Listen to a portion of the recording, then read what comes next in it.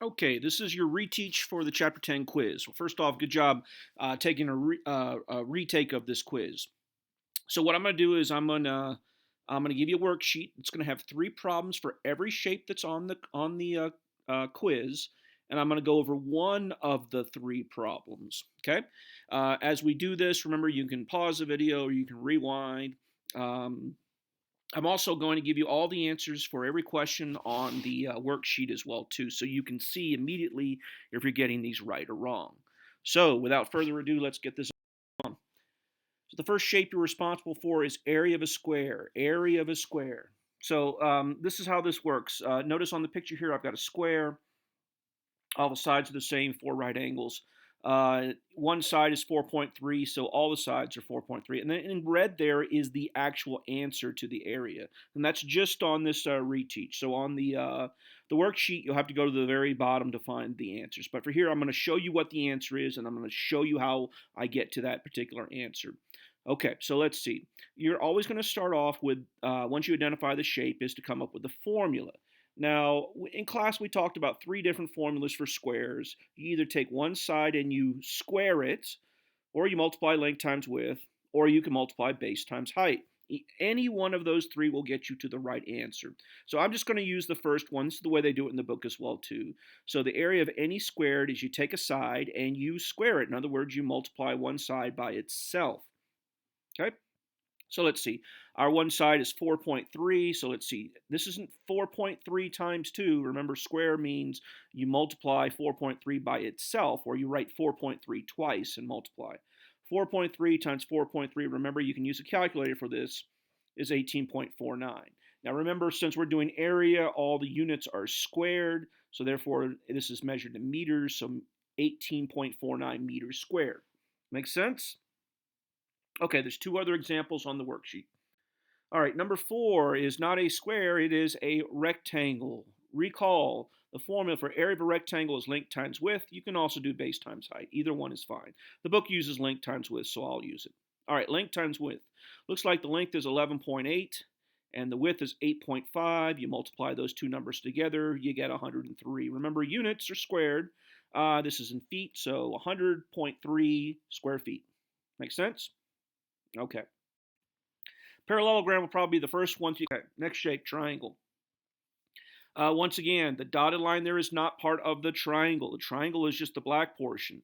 However, the dotted portion shows you the perpendicular distance between one side and its opposite vertex. And remember, the formula for area of a triangle is 1/2 base times height, or base times height divided by 2, whichever one you want to use. I'll use the one the book uses, 1/2 base times height. Most people use the second one, base times height divided by 2. Okay, so let's see.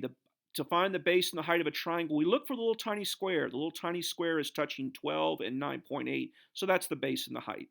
Okay, so let's see. 12 times 9.8, and then divide that by 2. We get 58.8, and the units were inches, so it's inches squared or square inches. Makes sense? So looking for the little square there is the key. Hey, we're going through these very rapidly. All right, so here we go. Trapezoid. Remember, trapezoid has one set of parallel sides. Notice 2 sides are parallel, and the other 2 sides are not parallel. The dotted line is not part of the trapezoid. It just shows you the distance between the 2 parallel sides. We call those the bases. So the trapezoid is that one long, long formula. So it says 1/2 times the 2 bases added together times the height. Okay? So let's see. The 2 bases are the 2 parallel sides. The 2 parallel sides are 10.9 and 3.1. The height is the distance between those 2 parallel sides. That's 8.5. And then we simply need to do the math. Now be careful on this one. We have to use PEMDAS. That means we have to do what's in parentheses first. So let's see. You do 10.9 plus 3.1. Then multiply that by 8.5. And then finally divide that by 2. And we get to our answer. Okay. The last shape we had was the circle. So the area of a circle, remember the formula is pi r squared. So all we need to do is find the radius. The radius here is indicated as 6. Remember, by PEMDAS, we've got to do exponents first. That's not 6 times 2. That's 6 written twice, or 6 times 6. 6 times 6 is 36. Notice I got rid of the equal sign and I put the two little squiggly sign, it's two tildes there. That represents approximate because we're changing pi to 3.14. We're actually rounding pi. All right, one quick note for the worksheet program that I use. It doesn't use 3.14. It uses a much longer value for pi, 3.1415. I'm not sure which one it uses, but it definitely doesn't use 3.14. Now, when I want you to use 3.14, you're going to get an answer that's really close to the answer there in red. So, for instance, when you do this math, you get 113.04, which is not 113.1, but it's awfully close. And like I said, the difference is the program that generated this worksheet uses a much longer value for pi than 3.14. But you'll be okay. You'll get close enough to the answer, the acceptable answer, using 3.14. So don't panic. Yeah, if your answer is 20 off, we got issues. But if you're a tenth off, then obviously you got the right answer.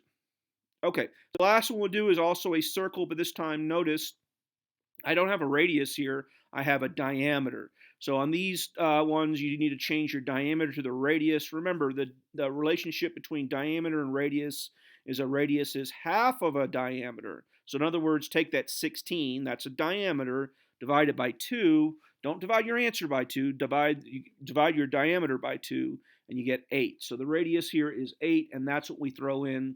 8 squared is not 8 times 2, it's 8 times 8, or 8 written twice, that's 64. 64 times 3.14 is 200.96. And notice that's not 201.1, but it's really, really, really, really close, and it's close enough. Okay, so there's all the shapes that were on the quiz. So here are your requirements before I give you a retake of the quiz. 1, you have to do the attached worksheet. So I gave you 3 total examples for each shape. So do all 3. We just did 1.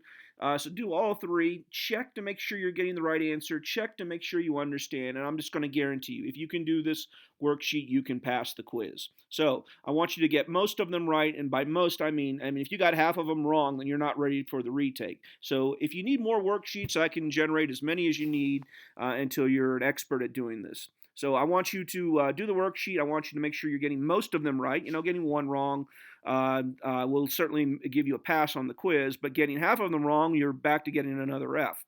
So I want you to get most of them right.